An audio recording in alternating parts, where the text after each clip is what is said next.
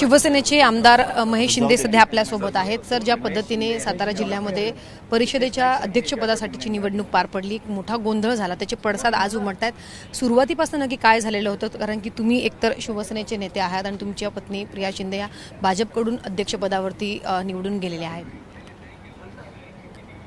ताई, मी आता इथं सांगितलं त्या पद्धतीने की ही जी निवडणूक आहे, ही निवडणूक पालकमंत्र्यांच्याच निर्देशानुसार प्रत्येक आमदारांनी महायुतीच्या सोयीनं स्वतःच्या युती करून लढायची ठरली होती. मग त्यानुसारच मी लढलो आणि निवडणूक पूर्व युती माझी ही पूर्णपणे भाजपबरोबर झाली होती. त्यांची युती ही राष्ट्रवादीबरोबर झाली होती, अजितदादा गटाबरोबर. त्यामुळे आम्हाला काय अडचण नव्हती. मी माझ्या युतीबरोबर राहिलो. माझे जे शिवसेनेचे 2 सदस्य निवडून आले, जे निवडणूक पूर्व युती होती ते पश्चातसुद्धा भाजपबरोबर राहिले. महायुती म्हणूनच आम्ही लढलो होतो त्या ठिकाणी. तेव्हा आमच्याकडं काही चुकीचं घडलेलं नाही आहे. प्रॉब्लेम एक मोठा असा आहे की अजितदादा गटातले जे 5 सदस्य फुटले, ते फुटणं हे फार त्यांना लागलेलं आहे. मूळ तिथंच सगळ्या गोष्टी घडलेल्या आहेत. शिवसेनेत काय झालेलं नाही आहे.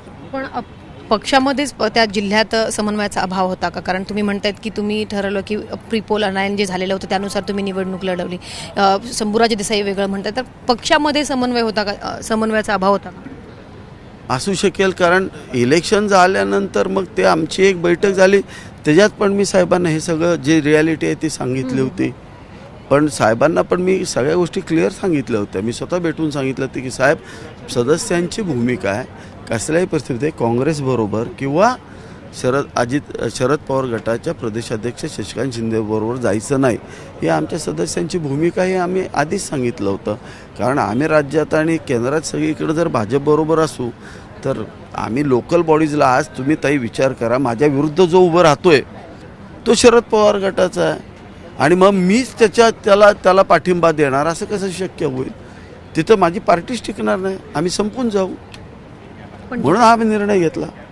पण ठिकठिकाणी आपण बघितलं तर जिथे जिथे सत्ता स्थापन करायची वेळ होते त्या ठिकाणी तुम्ही काही ठिकाणी मुंबईमध्येच गटनोंदणी करत असताना तुम्ही शरद पवारांना देखील सोबत घेतलेलं होतं. मग तुमची पक्षाची काय जिल्हावाईज तुमची भूमिका बदलते की काय? आम्हाला ह्या गोष्टी कुणी काही सांगितलेल्या नव्हत्या, कुणीही काही सांगितलेल्या नव्हत्या. मी स्पष्ट सांगितलं होतं की मला माझ्या विधानसभे क्षेत्रात ज्या गोष्टी योग्य आहेत त्या मी साहेबांना सांगितलं. एक बैठक पार पडली काही वेळापूर्वी शिवसेनेच्या नेत्यांची, तुम्ही त्या बैठकीत का नव्हते? तुम्हाला बोलवलं नाही? मी उशिरा आलोय ताई, आत्ताच आलो. आता मी जाईन, बोलेन सगळ्यांशी.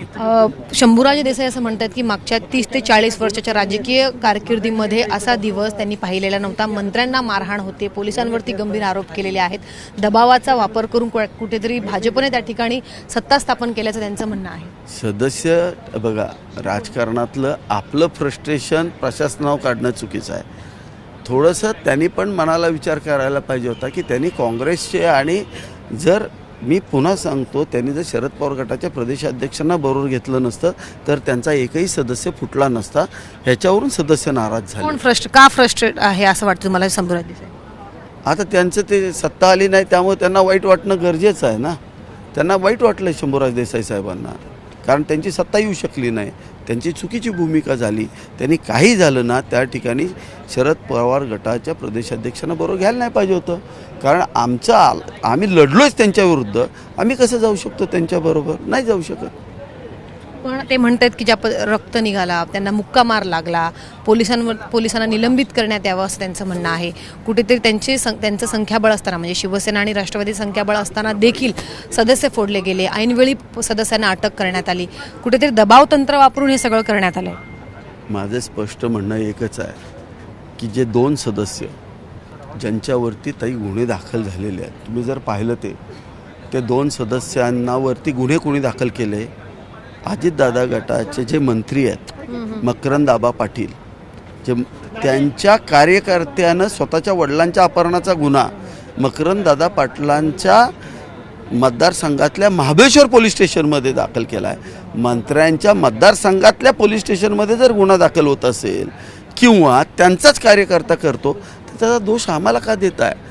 दुसरी गोष्ट, अपहरणासारखा गंभीर गुन्हा जर दाखल असेल आणि पोलीस जर त्यांची चौकशी करत असतील सदस्यांची, हे बाबा काय केलं तुम्ही नक्की, तर त्या सदस्यांनी पोलिसांवर हात नाही उचलायला पाहिजे. तुम्ही तिथल्या सगळ्या पोलिसांना विचार, पोलीस त्या ठिकाणी प्रशासनावर चूक कोणाची? मग तुमच्या पक्षाच्या नेत्यांचीच आहे, कार्यकर्त्यांचीच आहे? अजितदादा गटाचे ज्या दोघांवरती गुन्हा दाखल झाला होता त्यांची ती चूक आहे. त्यांनी पोलिसांना मारलं मंत्र्यांना ज्या पद्धतीने वागणूक दिली गेली, धक्काबुक्की करण्यात आली, त्याचं तुम्ही समर्थन करताय? नाही, कधीच करणार नाही मी समर्थन. मी तुम्हाला स्पष्ट सांगतो, शंभूराज देसाई आमचे नेते आहेत, आम्ही असलं कधीही समर्थन करणार नाही. परंतु आपण पण प्रशासनाला अशा गोष्टीत घेऊ नये. हे आपल्यातले वाद आहेत, ते तात्पुरते वाद आहेत, राजकारणातले तेवढ्यापुरते होतात, निघून जातात. नक्कीच. आता या संपूर्ण निवडणुकीमध्ये तुमची भूमिका आणि तुमच्या नेत्यांची भूमिका ही अर्थात वेगवेगळी दिसते. तर आता हा प्रश्न निर्माण केला जातो की महेश शिंदे हे नक्की कोणाचे आहेत? मी स्पष्ट सांगितलं आहे की मी महायुतीचा आहे. जे घटक पक्ष आमच्याबरोबर राज्यात आहेत त्यांच्याबरोबर मी राहणार. मी महाविकास आघाडीबरोबर जाऊ शकत नाही, कारण ते माझ्या विरोधात निवडणूक लढतात. सध्या आक्रमक झाले तुमचे नेते. जर तुमच्यावरती काही ॲक्शन, तुमच्या विरोधात काही झालं तर त्याला तुम्ही सामोरे जाणार? मला वाटते एकनाथ शिंदे साहेब असं करणार नाहीत. मला त्यांचा स्वभाव माहिती आहे, सगळं माहिती आहे. मी त्यांच्याशी बोललेलो आहे. आमचं चांगलं ट्युनिंग आहे. मी त्यांना समजावून सांगेन. त्यांना मिसगाईड केलं होतं ह्या सगळ्या लोकांनी, आणि आजही त्यांना सगळे मिसगाईड करतायत. आणि त्यांना ॲक्च्युली त्यांनी पहिल्यांदाच जर समजावून घेतलं असतं तर इथपर्यंत नेतृत्व कमी पडलं का? जिल्ह्याचं नेतृत्व कमी पडलं. शंभूराज देसाई साहेबांनी जर एकत्र बसून साहेबांना ब्रीफिंग केलं असतं की साहेब, आपण शिवसेना फक्त 15 ठिकाणी आलो आहे, भाजप 27 ठिकाणी आलं आहे, आपला नॅचरल अलायन्स आहे, अडीच वर्ष अध्यक्षपद केलं असतं तर हा त्रासच झाला नसता, आणि अजित पवार गटाला पण घेतलं असतं तरी चाललं असतं. कुणाचा नकारच नव्हता, हा एवढा मोठा दंगा झालाच नसता. आमच्या जिल्ह्यापुरतं बोलतोय, बाहेरचं मला माहीत नाही, मी एवढा मोठा नाही, पण आमच्या जिल्ह्यामध्ये आमच्या सगळ्यांचं ट्युनिंग खूप चांगलं आहे एकमेकाशी. एवढंच घडलंच नसतं. तुमच्या जिल्ह्यामध्ये इतर पक्षाच्या नेत्यांसोबत तुमची ट्विनिंग जरा चांगली वाटते, पण पक्षाच्या नेत्यांसोबत दिसत नाही. कशी दिसत नाही?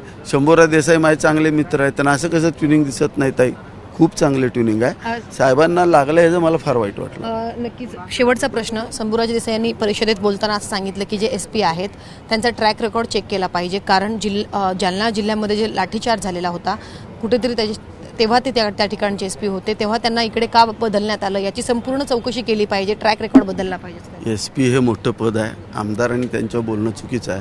मी पोलिसांच्या बद्दलची भूमिका तुम्हाला सांगितली. आमचे तिथं होते, ह्या सदस्यांनी पोलिसांना मारले, महिला पोलिसांना पण ढकललं गेलं, हे चुकीचं झालं ना. त्या 2 सदस्यांनी जर हे उद्योग केले नसते तर हे काय घडलंच नसतं ना. व पोलिसांनी रागानं त्यांना घेऊन जायला लागले म्हणून पालकमंत्री आडवे गेले त्यांना. जर तिथं त्यांनी व्यवस्थित चौकशीला उत्तरं दिली असती तरी चाललं असतं. नक्कीच. धन्यवाद आमच्याशी बातचीत केल्याबद्दल. व्हिडिओ जर्नलिस्ट प्रमोद गरुड सह सीमा आडे, झी 24 तास, मुंबई.